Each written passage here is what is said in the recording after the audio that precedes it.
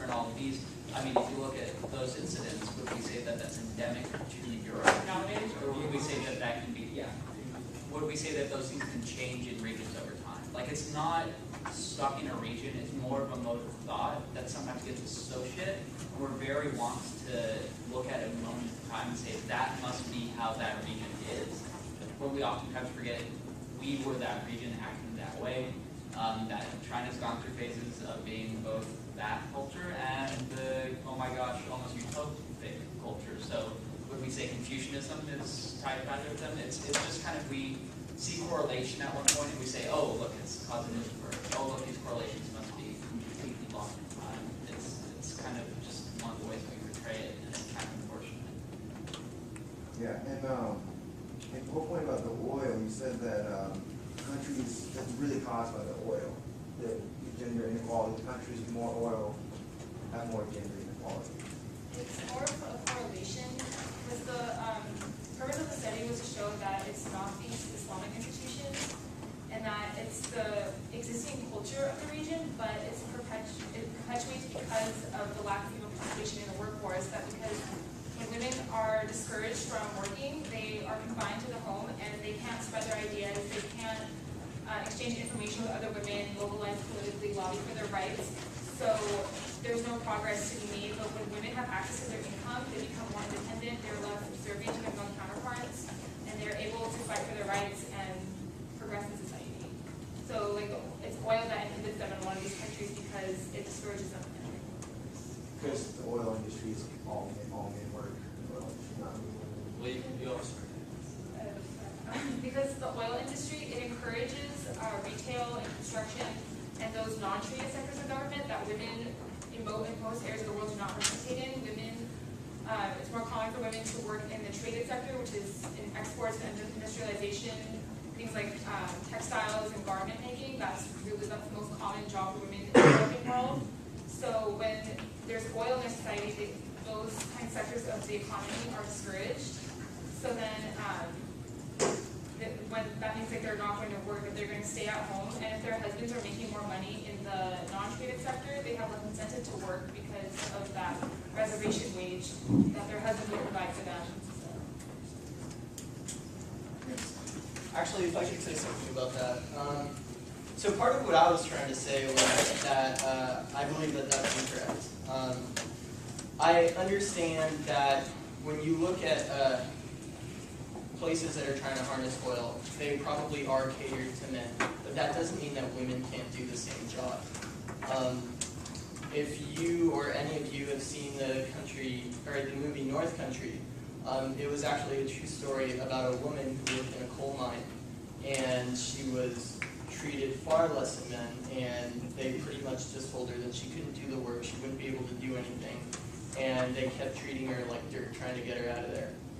A lot of laws changed, and eventually the women were able to go in there without being discouraged and do the same type of work as men. So I don't necessarily believe that the oil industry is not allowing women as much as it's just gender inequality that hasn't been addressed yet. Do you have a question? Yeah, so you believe stereotypes scare the women away from stereotypes of the work? Yeah, and I guess the point that I'm trying to make is I think it's something established before. It's something that exactly, that women can't do the work, but that's not necessarily true.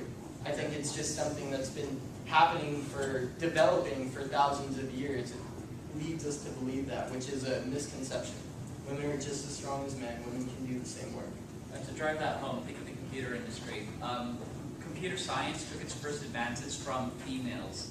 There's actually some fun textbooks you can read that say that computer science is the realm of women because they have patience and motherly virtue towards the programming codes and yada yada yada. And now what do we think of computer science today? You know, like geek males or whatever. You know, so the thing that they started is something that wrested from them because it's where the money was. They went and they said, oh well, no, it's Bill Gates, who by the way has never programmed anything, or Steve Jobs, who was even less intelligent. No, the week before he died, the guy that actually invented C++, but you know, like that didn't matter, obviously. So like, you know, Anyways, they basically stole an industry from women, and now women are in a lot of biosciences, and I can guarantee you in about 10 years, we'll be pretending that they don't belong there too.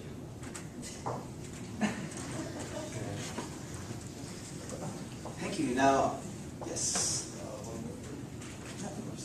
Providing. As a political activist, what sort of end result or goal would you sort of have envisioned for society as a whole to achieve? Oh,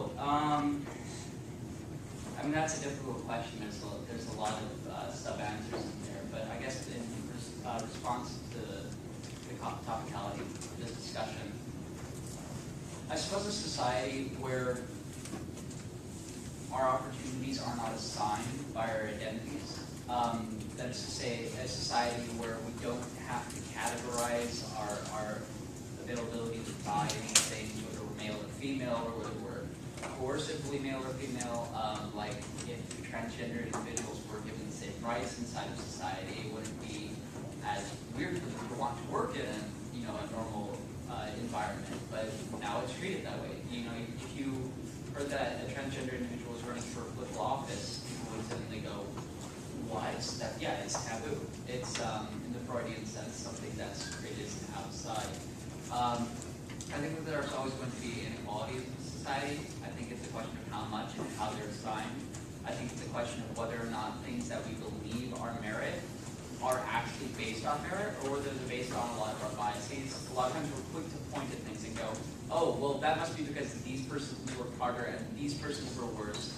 But when you look at any of the sociological data, it almost always says that if you remove that, if you transfer it into another area, into another locality, then all those statistics either reverse or they dissolve. If you go to Europe, it's not like transgender individuals or women are suddenly like genetically different. They're just given the opportunity to work to their full extent, and you suddenly see them equalize in society.